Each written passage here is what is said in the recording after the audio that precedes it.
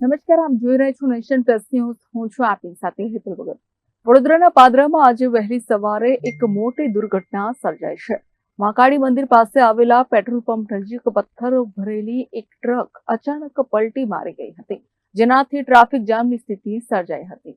પાદરાના મહાકાળી મંદિર પાસે આવેલા પેટ્રોલ પંપ નજીક આજે વહેલી સવારના સુમારે એક ટ્રક પસાર થઈ રહી હતી. પથ્થરોથી ભરેલી આ ભારેખમ ટ્રક પરથી ચાલકે કાબુ ગુમાવતા ટ્રક રોડ પરથી જ પલટી ખાઈ ગઈ હતી.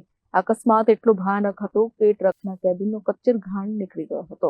ટ્રક ચાલકને શરીરે ગંભીર ઈજાઓ પહોંચી છે. સ્થાનિકોની મદદથી ઈજાગ્રસ્ત ડ્રાઈવરને તાત્કાલિક સારવાર અર્થે નજીકની હોસ્પિટલમાં ખસેડવામાં આવ્યો છે.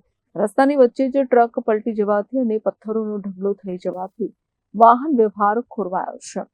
સાવચેતીના ભાગરૂપે તંત્ર દ્વારા એક તરફનો રસ્તો બંધ કરી દેવામાં આવ્યો છે, જેના કારણે સવારના સમયે વાહન ચાલકો રસ્તો પસાર કરવામાં મુશ્કેલીનો સામનો કરી રહ્યા છે.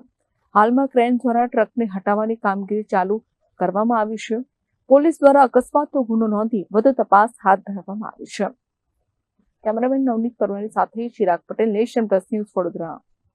સમાચારોના સતત અપડેટ મેળવવા માટે અમારી નેશન પ્લસ ન્યૂઝની યુટ્યુબ ચેનલને સબસ્ક્રાઇબ કરો, બેલ આઇકન દબાવો અને જોડાયેલા રહો ફેસબુક, ઇન્સ્ટાગ્રામ અને ટ્વિટર પર.